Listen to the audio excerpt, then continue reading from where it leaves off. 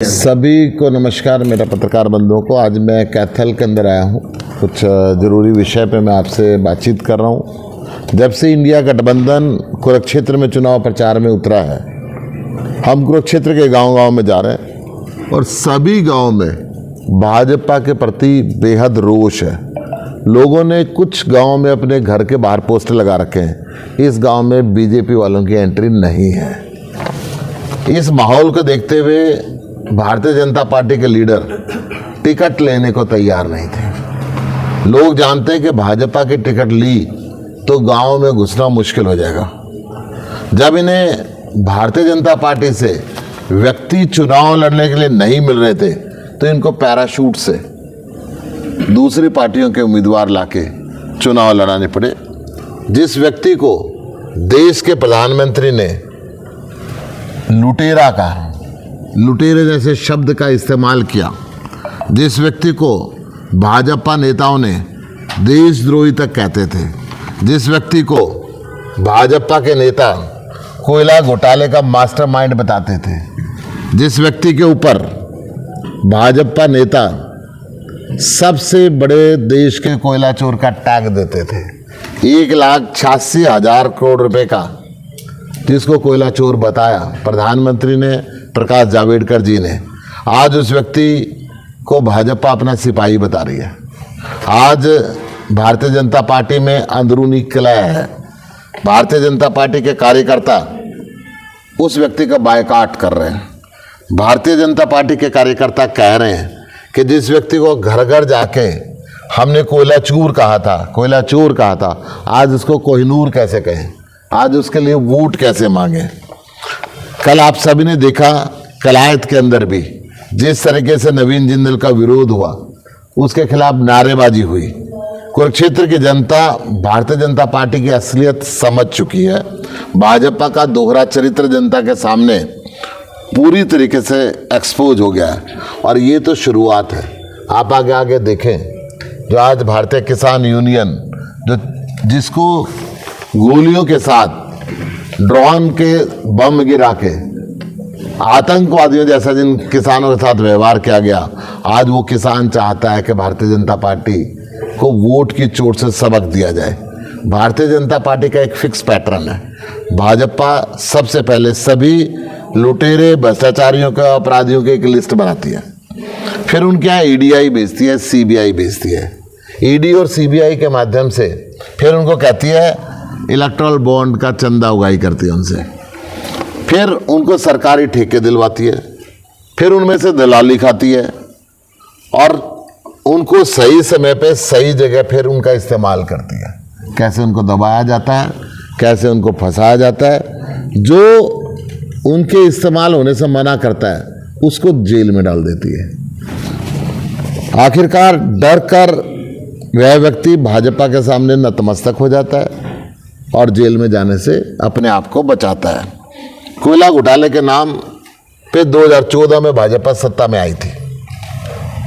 उनके सभी बड़े नेताओं ने नवीन जिंदल जी को कोयला घोटाले का मास्टरमाइंड बताया था, किंगपिन बताया था और इसका सरगना बताया था। नवीन जिंदल जी भाजपा की वॉशिंग मशीन में जाके अब साफ हो चुके हैं। अब वो भाजपा के कोयला चोर नहीं रहे, भाजपा के सिपाही हो गए। नवीन जिंदल जी की कंपनियों ने 200 करोड़ रुपए के इलेक्ट्रल बॉन्ड खरीदे थे। क्यों खरीदे, नवीन जिंदल जी बताएं। उन 200 करोड़ उन पार्टियों को दिए जो इनको चोर कहते थे, जो इनको कोयला चोर बताते थे। तो किस डर में दिए, ये नवीन जिंदल जी बताएंगे। उन 200 करोड़ रुपए के बदले, इलेक्ट्रल बॉन्ड के बदले नवीन जिंदल जी को स्टील और माइनिंग का सरकारी ठेका मिला, ये नवीन जिंदल जी बताएंगे। क्या वो भ्रष्टाचार के रुपए थे या ईमानदारी से चंदा ही देना चाहते थे? भारतीय जनता पार्टी एक तरीके से वसूली गैंग का काम कर रही है। बीजेपी नवीन जिंदल को ईडी और सीबीआई का डर दिखा के यहाँ चुनाव में लाई है।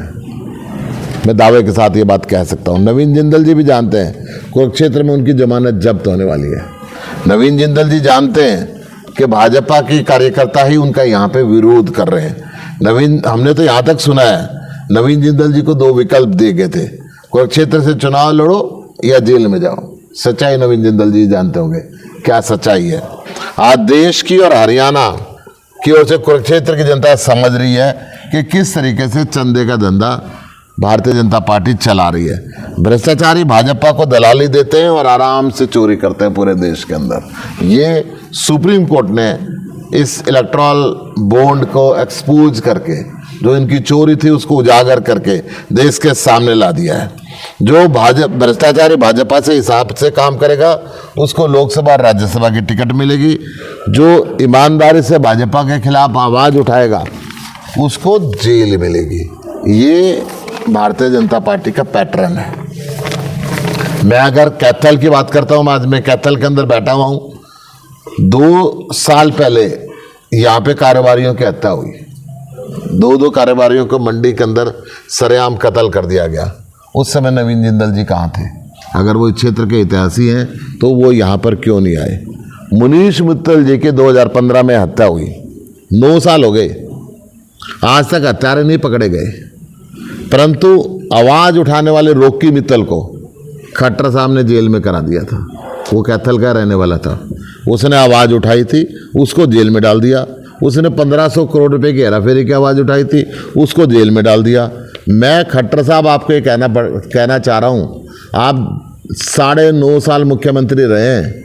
अगर आपने व्यापारियों की रक्षा की होती, जगह जगह पूरे प्रदेश में व्यापारियों से फिरौती नहीं मांगी होती, गोहाना की बात करूं मैं, सोनीपत की बात करूं मैं, रोहतक की बात करूं मैं, जींद की बात करूं मैं, कैथल की बात करूं, कहीं की भी बात करूं, सब जगह फिरौती मांगी जा रही है, गोली का राज में। तो आपको ये वोट के लिए आज करनाल में झोली नहीं पसारनी पड़ती।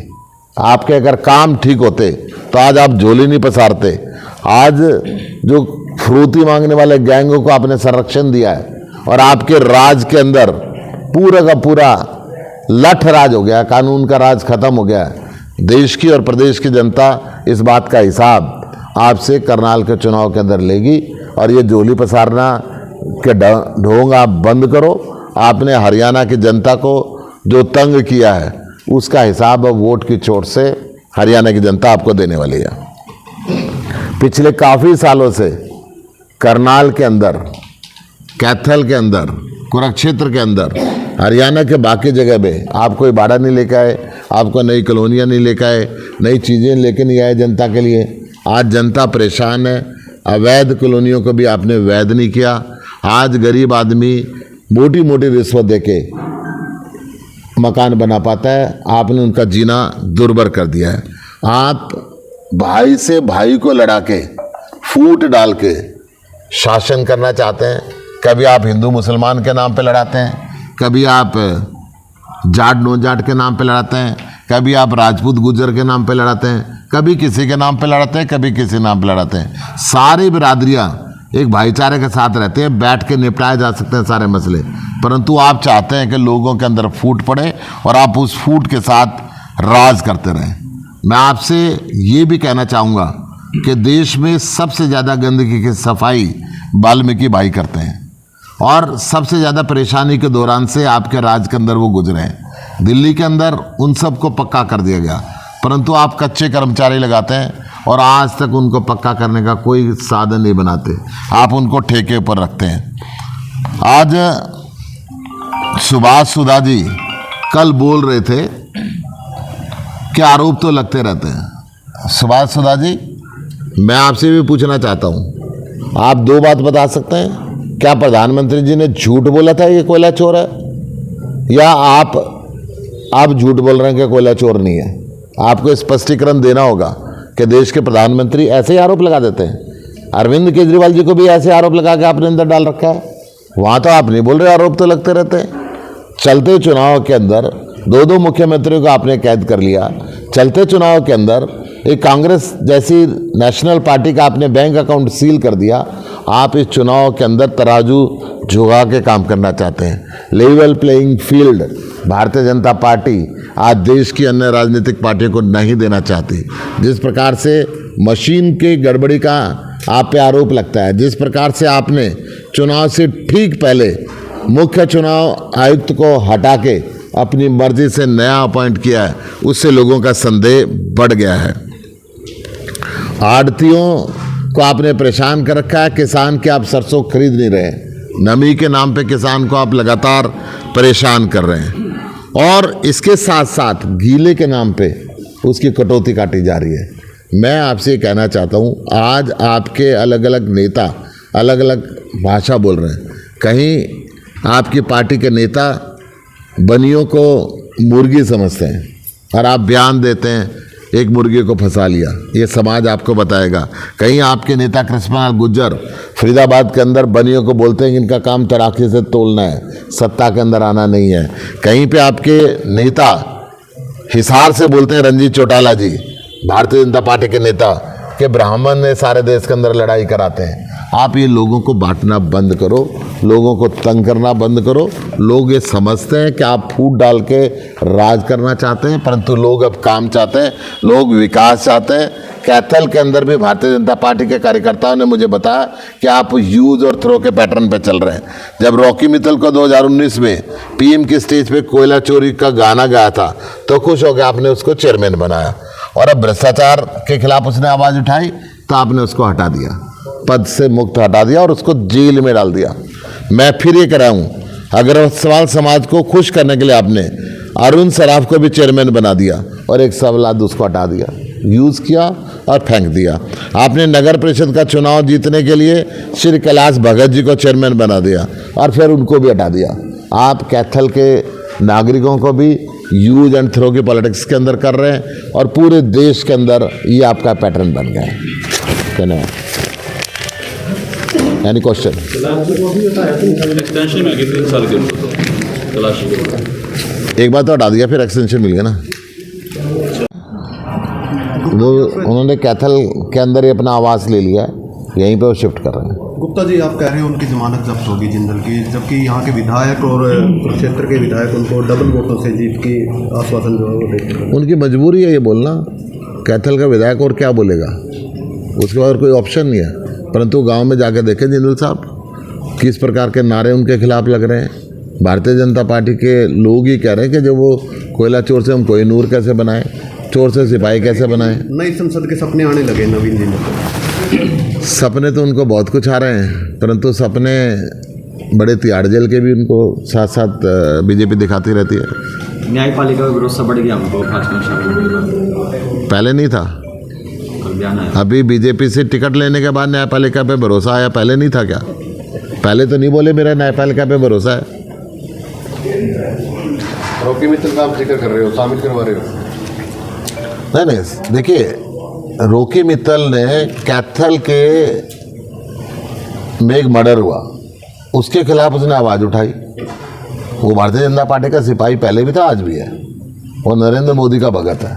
वो कहता है कि नरेंद्र मोदी कोयला चोर बोलते तो मैं क्यों नहीं बोलूं, नरेंद्र मोदी इनको भ्रष्टाचारी बोलते तो मैं क्यों नहीं बोलूं। रॉकी मित्तल जी को खट्टर साहब ने जेल में भिजवाया। उसका आरोप यही था कि उसने 500 करोड़ रुपए का घोटाले का पर्दाफाश करना चाहा। अगर घोटाले का पर्दाफाश हो रहा था तो होने देते। मैं फिर ये कह रहा हूँ, अगर ये इंसाफ की बात करते खट्टर साहब तो आज उनको झोली नहीं पसारनी पड़ती। आज जो झोली पसार रहे जगह जगह जाके वोट के लिए, 10 साल मुख्यमंत्री रहने के बाद में ये पोजीशन नहीं होती। धन्यवाद।